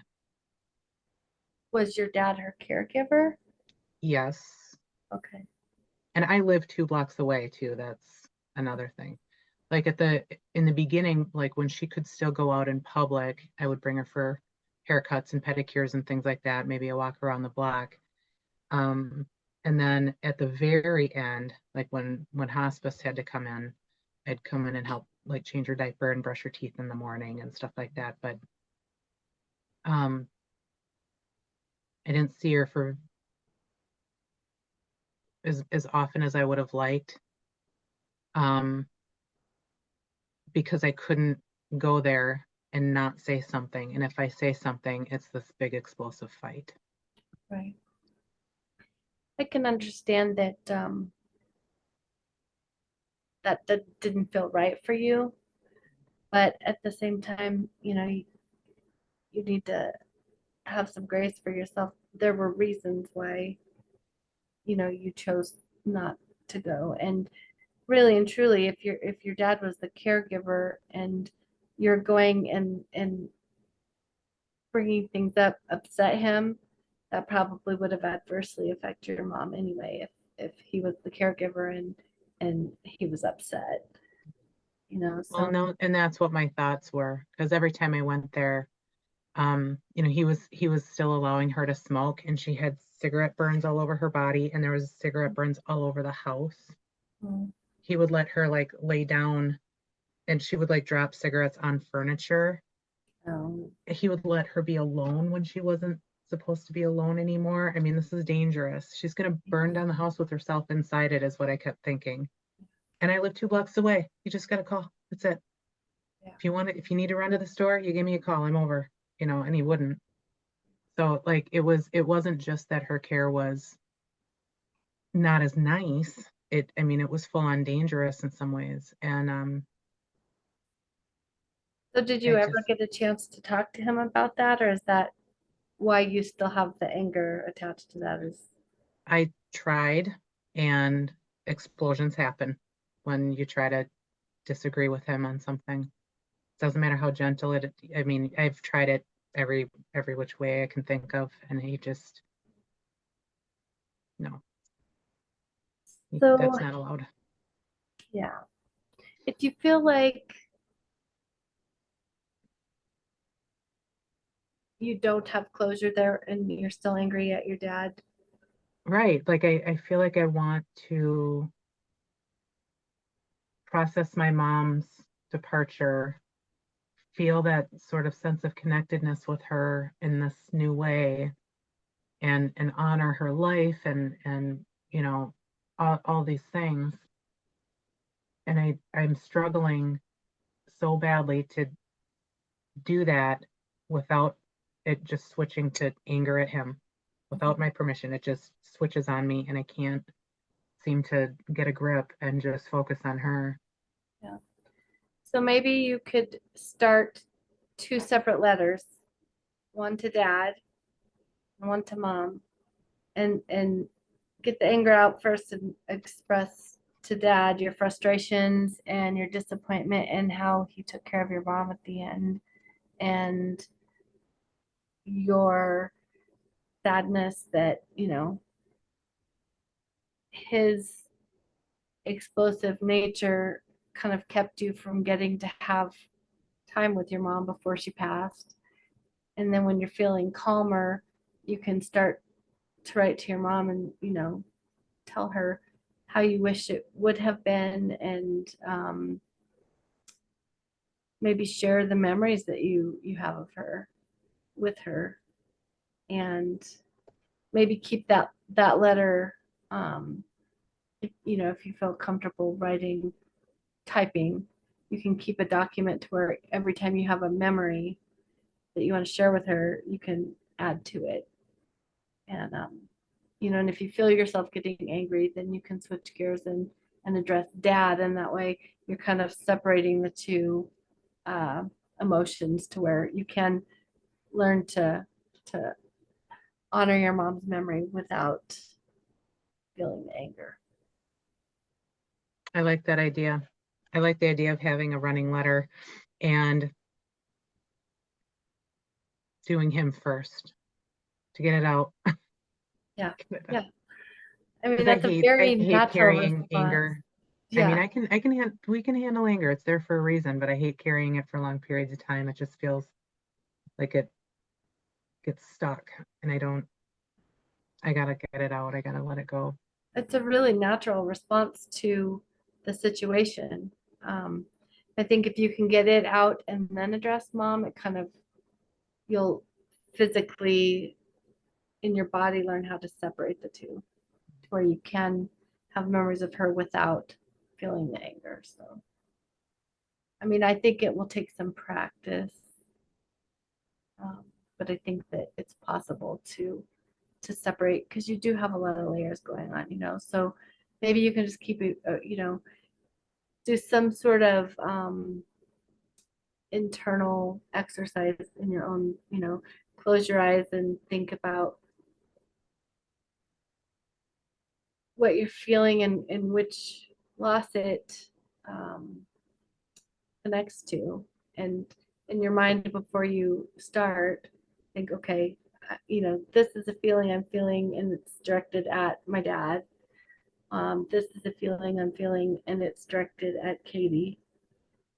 And you can just kind of keep lending letters to each of the people that mean so much to you, you know, and then you can say, okay, I need to express to Paul that he interrupted my grieving of Katie, and you know, just in your mind before you know even address it, say, okay, what is this feeling? Which loss is this feeling attached to, so that you can kind of start to process those layers that you were talking about and separate them. We have, yeah, a separate one for each one. Yeah. I have like a diagram that's coming out of this now. That's perfect. Whatever works for you, you know. I'm just here to suggest, but you know, you have to use what works for you and what feels right for you. And but I do think that um, it's something that you can work through, and to where you don't always feel like you're buried under those layers and all the emotions are confused and jumbled. And you know, I think that you definitely can process those. I think that might be the very, very first time anyone has ever had like a tangible suggestion for unlayering the layers. And I've had 3 therapists since Paul died. Oh, I'm I'm gonna glad. give that a whirl. I like that idea. And we'll touch bases and see, you know, kind of how that's working, and I'll brainstorm too. And if, you know, if I think of anything else that helps compartmentalize the different, you know. But for me, I think, and I'll think about too, like an actual visualization, but I think closing your eyes and taking a deep breath and thinking, okay, feeling this and who is it directed at, you know, and that will help you visually separate those feelings. Or you can color code. I color code everything. I wonder too if, because I just know myself and my MO is to sit down with a meditation or something. So maybe can we maybe do this at our next session where you sort of guide me through it? If Mhm. there's, I mean, because you kind of have a picture in your head of how this would go. And I'm like, I love the idea, and I have kind of a template in my head, but I can see myself not doing it. Okay. So, okay, So do you think kind of that create maybe a our guided next session? meditation. Yeah, absolutely. Yeah, or even just kind of like a getting me started, because I'm sitting here picturing myself sitting quietly and taking deep breaths and trying to put, allowing my feelings to come through, which is not a strong suit for me. I Mhm. don't like to address my feelings, and then, putting them where they belong. Okay, It makes sense that that would be a good thing for me to do, and I can see myself just not doing it. yeah, So I'm going to try to do it on my own, and then we'll check in at our next session, and if I might need some guidance on it. okay. Well, I mean, we can touch on that right now if you want to. Okay. Okay. Okay. So if you close your eyes and feel the most urgent, what feeling is on top of that pile of layers that needs to be dealt with. And think about that and think which one of my loved ones, which one of my letters does this feeling relate to? For sure, Paul, Okay. because I'm writing it down, because he would have been the one that I talked to about all of this, Yeah. to unpile the piles. Yeah. So very first on your list can be, you're not here for me to talk to about my layers of feelings.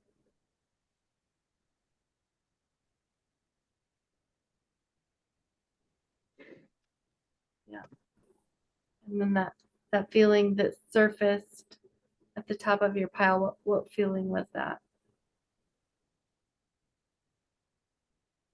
Like a longing for just his himness. Like, Yeah. I don't know how to describe it. He Yeah. was my person since I was 16 years old. He was my, Yeah. and he knew my family so well. He knew the situation so well. He knew,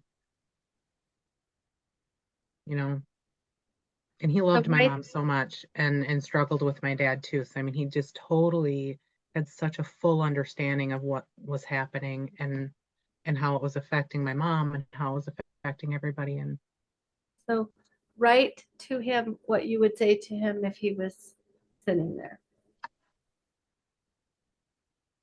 And I would like to think that if you are quiet and you listen, that he'll answer you in one way or another. And that might help you have an idea of how to move forward. And then, perhaps you can try it this week on your own, kind of reenacting what we just did. And then if you're struggling with that, we can work on that next week some more. Yeah. I mean, these sessions are all about you. So if that's, I mean, we could spend the whole session next time doing that if that's helpful. Yeah. And in the meantime, Yeah. I can maybe do a guided meditation that you can listen to if it's not coming easily to you. Okay. Yeah, it's just not my strong suit. It's like I need somebody to pull it out. Yeah. I can understand that. I mean, when we're inside of our own head, we're inside of our own head, and all the swirling is still swirling, and it's hard to single it out. But I think if you can train yourself, that you'll be able to separate those out on your own eventually. So Okay. as we're getting to the end of our session here, how are you feeling about what we've done today? Better, because like I said, I don't think I've ever had like a concrete, this is an idea that might help you through that. And it's been such a, I can't get through any of these losses because they're just so piled. Yeah. And overlapping. So I like the idea. I think that there's logic in it, and I'm looking forward to giving it a try. I feel good about it. Okay. Like I said, I will work on maybe trying to put together a guided meditation, or at least sort of a little outline that you can use as a tool to help separate those out. And whatever feels comfortable to you, a separate notebook for each person, a letter online, or saved to Word documents, however feels comfortable for you, but a way that it's something you can always go back to whenever, at 2 o'clock in the morning, if you need to write to Paul, then you can write. Okay. I'm gonna get that started. Well done, ladies. Well done. Sandy, how did you feel being coached tonight? That felt very, very real. And I'm serious, that is real. That is what I'm going through. And I'm totally honest. That is the first concrete idea that I've gotten after how many therapists? Good. Ashley, you're damn good. Damn good. I am gonna try it. You're at, and I had noted this earlier too, when gosh, I think it was, oh yeah, while Michelle was coaching Ashley, I was brainstorming like other things that I want to kind of practice getting better at and find examples of, and it's exactly what Ashley was doing, the motivational interviewing.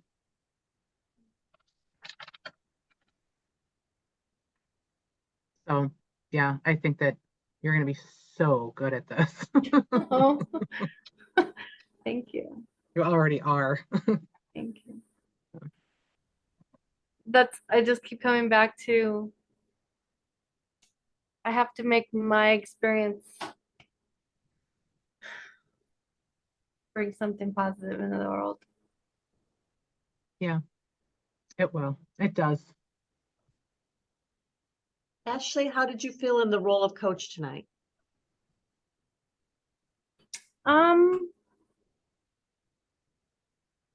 Really made me stretch and think, but it was good having some feedback that it was helpful for her. So Well, and I think too, you kind of already know the way my dad is because I compared your dad to mine. So you kind of like, how would he care for your mom if she had Alzheimer's, absolutely. So Michelle is the observer. What did you notice? Let me unmute myself. I thought it was amazing. First of all, it really made me, Sandy, I know your unique situation and all of the different layers that you have, but we're gonna have people, there aren't lives without layers, Mhm. right? I mean, there are going to Right. be multiple things that are impacting us at any given time, or people in our families or other people. There's always going to be that. So this was really wonderful to think about. I wrote it down like discernment, right? Where is this feeling coming from? And who is driving the feeling, whether it's me or, an external person. That was really fascinating for me to think about because we're basically unraveling. Ashley used the word compartmentalize, and I was Yep. thinking we're decompartmentalizing by doing this because we have multiple things going on. And I thought how messy and how wonderful, because that's how life is, right? I mean, we can have these feelings, we can write these letters, we can have these journals. And I loved that you said keep adding to them. Right. So that when It's you like have another unmessing it. and then It sounds- and then when you get angry, you're right there, you go to dad's, you say, damn it, I feel this because this memory doesn't get to be this for me because of you, or something like that. I think that's just wonderful. And honestly, I took it to heart as a way that I can decompartmentalize things for myself. Even thinking about going into coaching or starting a business or whatever, that's really helpful. So I thought that was fascinating. And I also noticed what you were doing body language wise and how connected you were to trying to help Sandy from what I could see, because your hand would go to your heart. Mm. Yes, you're so gentle. You're Yeah. so gentle. Right when you started talking about the letters, your hand was on your heart. Another space. When Sandy asked for what she needed, like, could we do this during the next session? Immediately, your hand went to your heart, and you said, "Yeah, let's work on that together." It was just a beautiful physical way to see that connection, even though it's virtual, and I really like that. I think you asked some really great questions. Was your dad her caregiver? You kind of tried to get some more information out of that. And also just that statement of having some grace for yourself. I think that's another permission statement, right? You can have grace for yourself in doing this and that. Yeah, I think those were my main points there, but I felt it was, I felt everyone was engaged. I felt a connection between the two of you as you were talking through it. I think the pacing was great. Sandy, I think you asked good questions about, like, you had your little visual, but you asked some more questions about, oh, how would this play out? And then came to the conclusion that maybe you wanted to practice it together, which I think was great too. So I really learned a lot from watching you two tonight. So I just saw a note from last week that I never followed up on, probably because we cut it short, but as your friend and not as your coach now, you should write also a letter to your son. Because he brings his own chaos to your life and another layer. And there are things that you said you can't say to him. So I think you might be just a little bit of a mind reader, because as we started the exercise, he was actually the first one that jumped into my head. Yeah. Mm-hmm. And you're wearing two hats there, Ashley, because you're definitely, would be an excellent suggestion as her coach as well as her friend. This was so good. I agree with all of you. Ashley, I loved your lighthearted invitation, because Sandy, if we were 40 years ago, we would say Sandy's a tough broad. She's not going to start out being all mushy. So something lighthearted makes, and I mean that with love, because I would say the same thing about me, dear. I think it's the name. I'm sure you could come up with a lot more to say. But you made it safe for her when she came in and said, I'm okay. You were sort of lighthearted as you sort of fished it out of her and let her bring that deeper. And I really appreciated that. I thought it was really, really well done. And I really liked and appreciated how you kept acknowledging what she was saying that she feels. And it was interesting because if I were going to suggest anything, I would even start naming some of those emotions, because as I'm hearing, damn, you felt cheated. You felt cheated. Yeah. And when you talked about Paul being your person, he's not here. What's going through my head? I never met your Paul, but I feel like I know him, because what I'm hearing was, how rude that you left when I wasn't done talking to you. yeah. Yeah, my mom died. It was like 5 months later than Paul. Right. I love the suggestions that Ashley offered. I never felt like you were directing her, Ashley. I felt as though you were offering and you were willing to go wherever she was with that. But I really appreciated the way you helped her separate and unpack. I also might suggest with somebody, when someone says maybe journaling might be hard, they like visualizations. I so appreciated that you said you would help put something like that together with her. You might want to suggest that she screams and yells at a tree for a while, or a rock, if that's how she's seeing her dad, or a teddy bear, or something that she can love, but not right now. And maybe the same thing with her mom. What would you have said to your mom if you'd had the opportunity? What do you want to say to her now? I loved those letters and the ongoing. I thought it was beautifully, beautifully done. Some of the things I wrote down underneath those feelings. I always encourage to explore underneath those feelings if your client is open to it. And I don't know if Sandy would have been. And again, you had 20 minutes, because I heard each one of you. I want to make sure you understand. I heard you starting to go these deeper places where my notes were. So please, don't want any of you to feel like you didn't do what you should have done. I thought you were all exceptional. I would start unpacking what is underneath that anger. Because some of the things I heard was, I felt left out. I felt dismissed. I felt unheard. I felt ignored. I felt not enough. And I felt scared for my mom's safety, literally.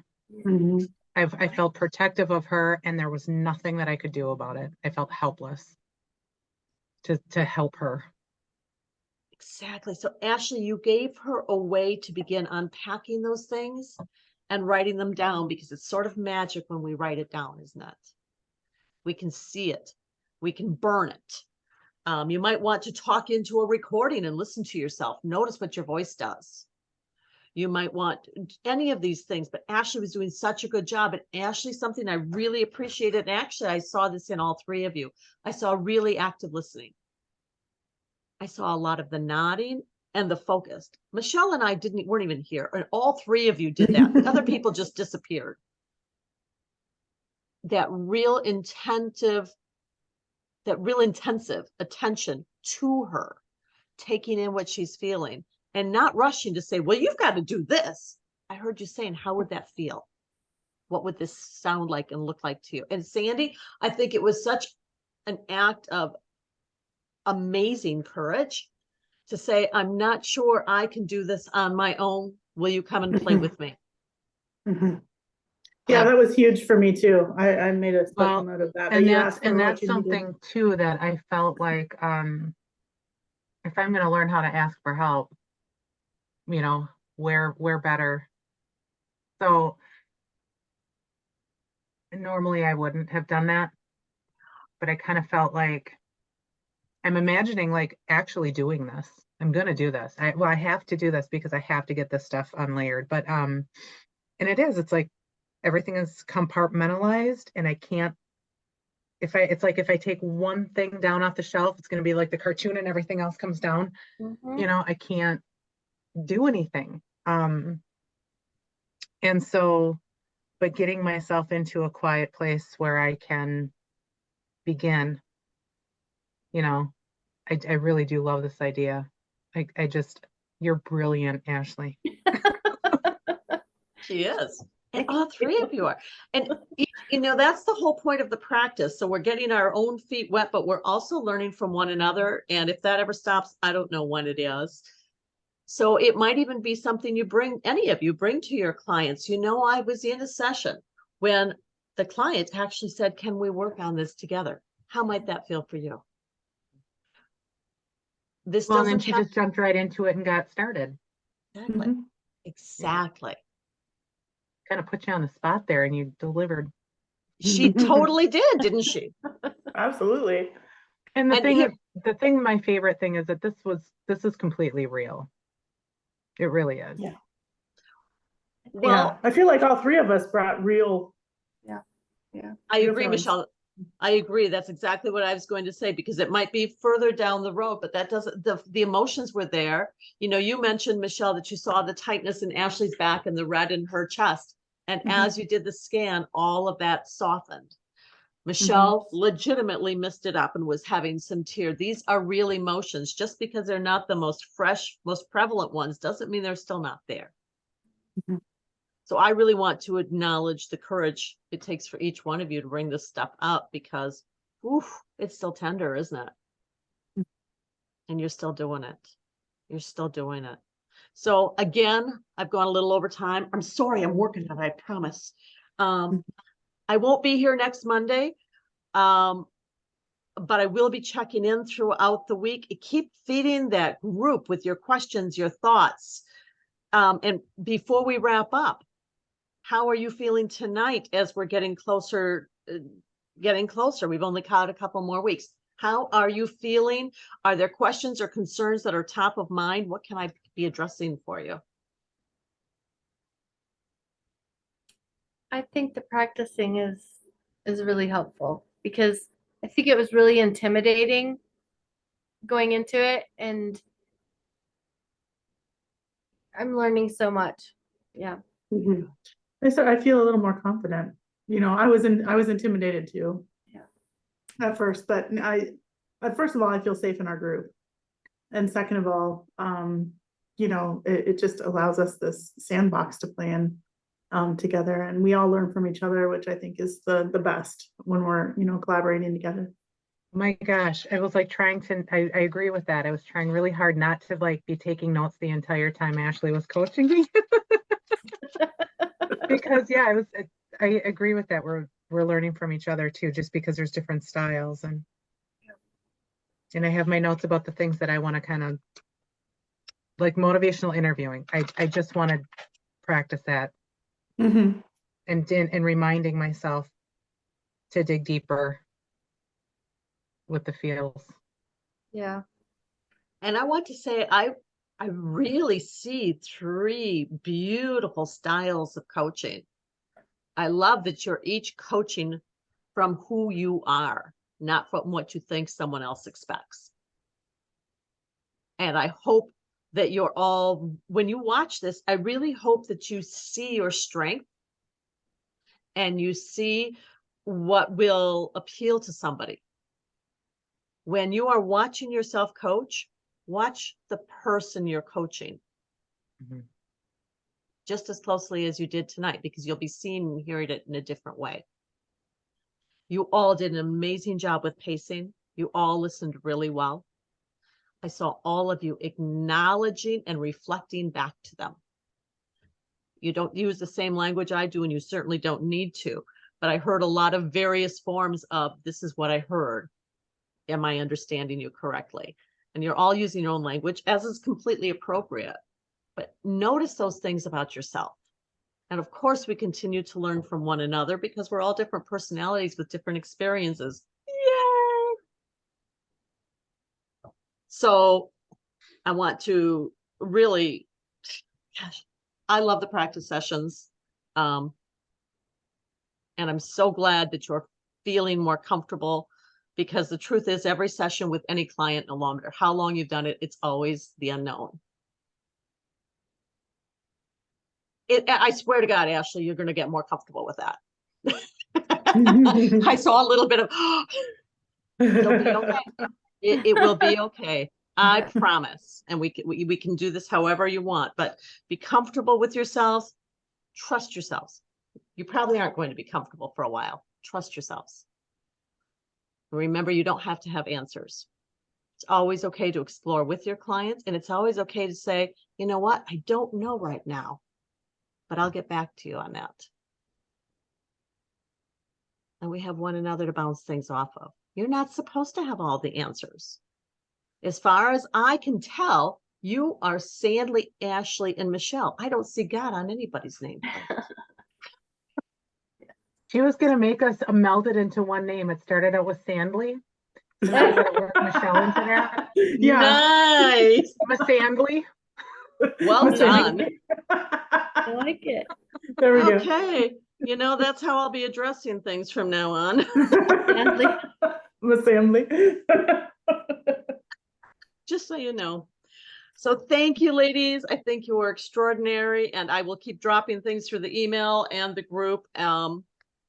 I only expect to be gone Monday. I hope it goes well. You know, I've been Yeah. thinking about Thank you. I think he's getting very, very nervous now. Oh, He's yeah. always been nervous. He's more nervous. Did you He'll be say fine. he's having both knees done? That Yeah, would be But they nervous. want him like up and walking before he leaves the hospital, right? Like Oh, same day. that day. Oh, That I day. would say they Oh, make wow. you get up. Okay. I had hip replacement surgery and they make you stand up the same day. Yep. Oh, And I remember definitely. thinking, because I watched the surgery like an idiot online before, so I knew exactly what they were going to do to me, which was terrifying. And I remember being afraid that if I moved my leg, that my leg was going to fall, like it wasn't attached. I was so paranoid. My brother had the same yeah. fear before And his then- hip replacement. Yep. The doctor told him Yeah. how not to move to pull it so he wouldn't pull it out. Yeah. Yeah. That's terrifying. Yeah. Yeah. And I found out that there's a guy that his whole job, he gets paid to dislocate your hip. He comes in and twists till it pops out and he's done.